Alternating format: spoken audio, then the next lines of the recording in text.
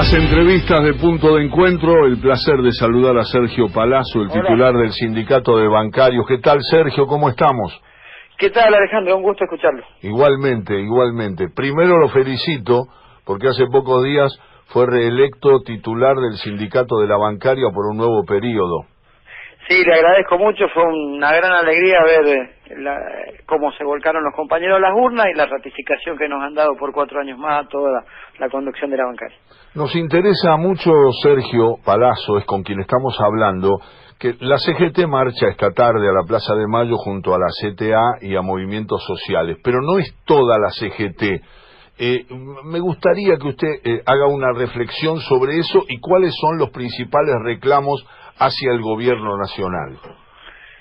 Bueno, en principio el reclamo central tiene que ver con un cambio en la política económica que nosotros consideramos a partir de determinados indicadores que nos está golpeando fuertemente a los trabajadores. Por más que el gobierno quiera mostrar números diferentes, hay caída del empleo, hay caída del consumo, hay caída de la actividad industrial consecutivamente todos los meses de este gobierno, hay un nivel de endeudamiento fenomenal que va a condicionar a generaciones de argentinos y hay una clara decisión del gobierno en avanzar en una reforma previsional que, si sigue los lineamientos de lo que le dejó como informe las autoridades del Fondo Monetario en noviembre del año pasado, debería modificar la edad jubilatoria y el cálculo del haber previsional, y también han anunciado desembosadamente que después de la elección de octubre van a avanzar en una reforma laboral que tiene que ver mucho con la reforma laboral de lo que pasó en la República Federativa del Brasil, que fue el aniquilamiento del derecho laboral para los trabajadores y prácticamente la desaparición de sus organizaciones sindicales como tales.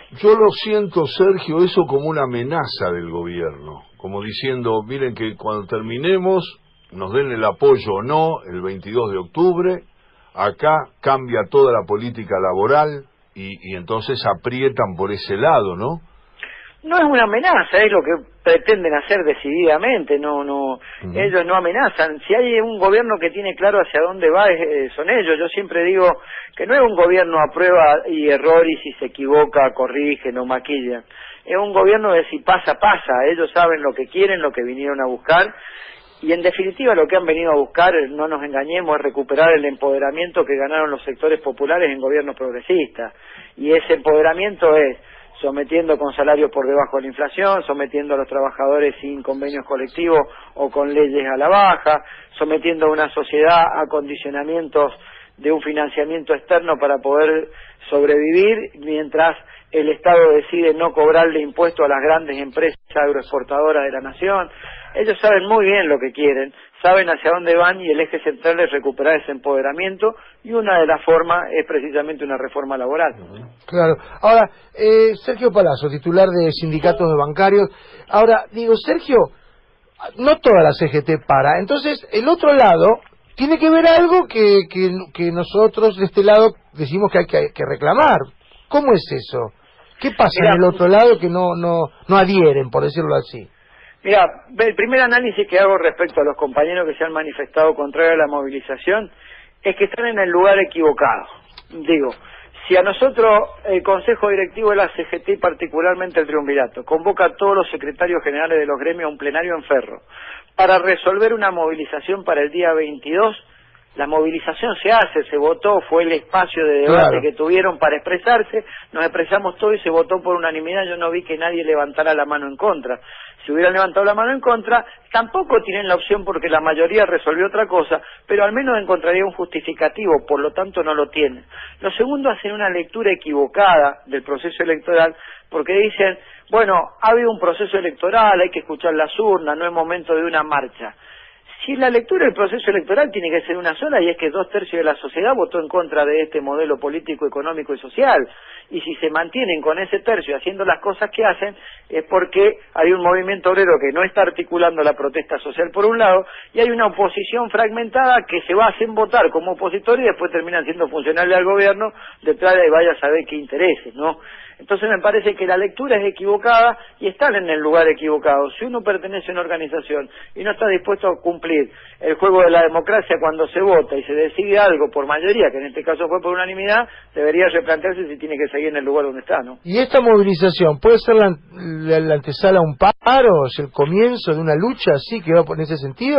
Mirá, lo que se votó en Ferro fue la movilización del 22 y la convocatoria a un confederal que resolviera profundizar las medidas de acción directa, incluida un paro nacional, a debatir en el confederal. Así que calculo que después de la movilización lo convocarán, nos juntaremos, analizaremos, discutiremos y cada uno llevará su posición. Lo que yo vi en ese plenario de Ferro, que salvo muy poquitas expresiones de algunos dirigentes que fueron quizá menos duros, guardaron silencio, el resto de los secretarios generales tuvimos una posición muy clara de confrontar con este gobierno con un plan de lucha. Lo que está diciendo Sergio Palazzo también transmite algo, Sergio, que es muy importante y que es una lucha y que es la lucha que ustedes entienden que hay que librar contra el gobierno. Es que frente a los reclamos el gobierno no cambia nada.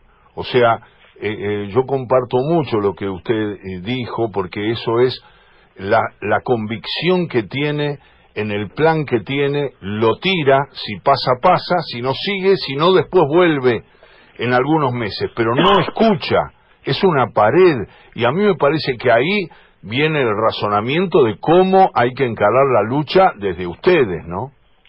Yo creo que hay que tener una articulación sindical y política, porque lo que va a impedir que estas políticas avancen es precisamente la articulación de la protesta social por parte del movimiento obrero. Y el que tiene que confluir obstruyendo la posibilidad de que avancen vía la legislación son los partidos que fueron votados para ser opositores. Si logramos articular ese escenario político sindical, creo que el gobierno no va a avanzar. Ahora, si cada uno sigue cuidando sus intereses y su quintita, me parece que vamos por mal camino. Es muy parecido a la política de los 90 que la dirigencia de los 90 también.